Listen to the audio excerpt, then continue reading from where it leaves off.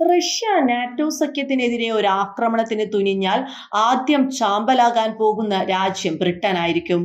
അമേരിക്കയുടെയും ബ്രിട്ടന്റെയും രഹസ്യാന്വേഷണ വിഭാഗങ്ങൾ ഇത് സംബന്ധമായ റിപ്പോർട്ട് കൈമാറി കഴിഞ്ഞതായാണ് പുറത്തുവരുന്ന വിവരം. മാത്രമല്ല, ഇറാൻ അനുകൂല ഗ്രൂപ്പായ ഹൂതികൾക്ക് കൂടുതൽ ആധുനിക ആയുധങ്ങൾ നൽകി ബ്രിട്ടനും അമേരിക്കയും ഫ്രാൻസും ഉൾപ്പെടെയുള്ള പ്രധാന നാറ്റോ രാജ്യങ്ങളുടെയും യൂറോപ്യൻ രാജ്യങ്ങളുടെയും കപ്പലുകൾ ആക്രമിക്കാനും റഷ്യ ഇടപെടൽ നടത്തുന്നതായാണ് അമേരിക്കൻ ചേരി ആരോപിക്കുന്നത്. ഇതിൽ തന്നെ ബ്രിട്ടീഷ് കപ്പലുകൾ പ്രധാന ടാർഗറ്റായി മാറുമെന്നാണ് നാറ്റോ സംശയിക്കുന്നത്. അമേരിക്കൻ പ്രസിഡന്റായി ഡൊണാൾഡ് ട്രംപ് അധികാരമേൽക്കുന്നതോടെ അമേരിക്കയുടെ യുക്രൈൻ സഹായത്തിന് വിരാമം ഇടുമെന്നാണ് റഷ്യ കരുതുന്നത്. അമേരിക്കയ്ക്കൊപ്പം നിന്ന് ഏത് നാറ്റോ രാജ്യം റഷ്യക്ക് നേരെ പ്രവർത്തിച്ചാലും ആ രാജ്യത്തെ ടാർഗറ്റ് ചെയ്ത് ആക്രമിക്കുമെന്ന സന്ദേശം ലോകത്തിന് നൽകാൻ റഷ്യ ആഗ്രഹിക്കുന്നുണ്ട്.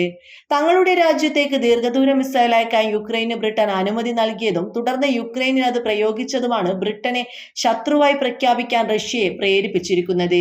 ഈ സംഭവത്തിന് തൊട്ടു പിന്നാലെ അത്യന്തം അപകടകാരിയായ ഒറേഷനിക് മിസൈൽ യുക്രൈനിലേക്ക് തൊടുത്തുവിട്ട റഷ്യ ഈ മിസൈലിന്റെ പരിധിയിൽ ബ്രിട്ടനെയും കൊണ്ടുവന്നിരിക്കുകയാണ്.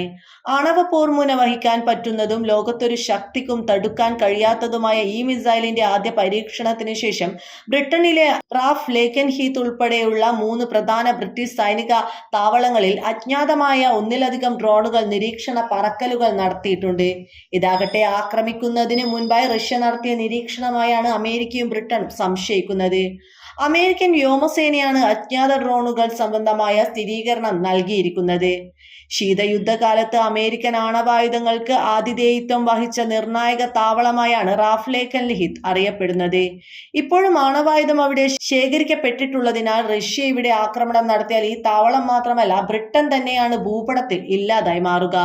ബ്രിട്ടനെതിരായി പോർമുന തീർക്കുന്നതിന്റെ ഭാഗമായി ലോകത്തിന് മുന്നിൽ ബ്രിട്ടന്റെ ഇടപെടൽ ചൂണ്ടിക്കാട്ടുന്ന കൂടുതൽ ദൃശ്യങ്ങളും റഷ്യ ഇപ്പോൾ പുറത്തുവിട്ടു തുടങ്ങിയിട്ടുണ്ട്. 2023 വരെ ബ്രിട്ടീഷ് ആർമിയിൽ സിഗ്നൽ മാനായി സേവനമനുഷ്ഠിച്ച ജെയിംസ് സ്കോട്ട് റൈസ് ആൻഡേഴ്സൺ എന്ന യുവാവിനെ പിടികൂടിയ ദൃശ്യങ്ങൾ പുറത്തുവിട്ടിരിക്കുന്നത് ഇതിന്റെ ഭാഗമാണ്. റഷ്യയിലെ കുർസക് മേഖലയിൽ നിന്നുമാണ് ഇയാളെ പിടികൂടിയത്. വിദേശ റിക്രൂട്ട്മെന്റുകൾ അടങ്ങുന്ന യുക്രൈനിലെ സൈന്യത്തിനൊപ്പം ചേർന്ന് പോരാടുന്നതിനിടെയാണ് ബ്രിട്ടീഷുകാരൻ പിടിക്കപ്പെട്ടിരിക്കുന്നത്.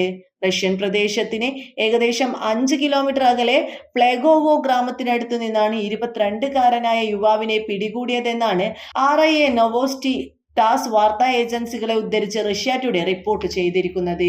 യുവാവിനെ റഷ്യൻ സൈന്യം ചോദ്യം ചെയ്യുന്നതിന്റെ നിരവധി വീഡിയോകളും റഷ്യൻ ടെലിഗ്രാം ചാനലുകൾ പുറത്തുവിട്ടിട്ടുണ്ട്. അതേസമയം തങ്ങളുടെ മുൻ സൈനികനെ പിടികൂടിയതിനെ കുറിച്ച് പ്രതികരിക്കാൻ ബ്രിട്ടന്റെ പ്രതിരോധ മന്ത്രാലയം വിസമ്മതിച്ചിരിക്കുകയാണ്. തടങ്കലിൽ കഴിയുന്ന യുവാവിന്റെ കുടുംബത്തെ പിന്തുണയ്ക്കുകയാണെന്ന് മാത്രമാണ് ബ്രിട്ടീഷ് വിദേശകാര്യ മന്ത്രാലയം പറഞ്ഞിരിക്കുന്നത്. ഇക്കാര്യം ബ്രിട്ടീഷ് മാധ്യമങ്ങളും റിപ്പോർട്ട് ചെയ്തിട്ടുണ്ട്. അതേസമയം റഷ്യയുടെ ആക്രമണത്തെ പ്രതിരോധിക്കാനുള്ള കരുത്ത് ബ്രിട്ടനില്ല, അമേരിക്കയ്ക്ക് പോലും നിലവിലില്ല. ബ്രിട്ടനിലേത് ഉൾപ്പെടെ 42 നാറ്റോ സൈനിക താവളങ്ങൾ ലക്ഷ്യമാക്കിയാണ് റഷ്യ ഒറൻഷിനിക് മിസൈലുകൾ സ്ഥാപിച്ചിരിക്കുന്നത്.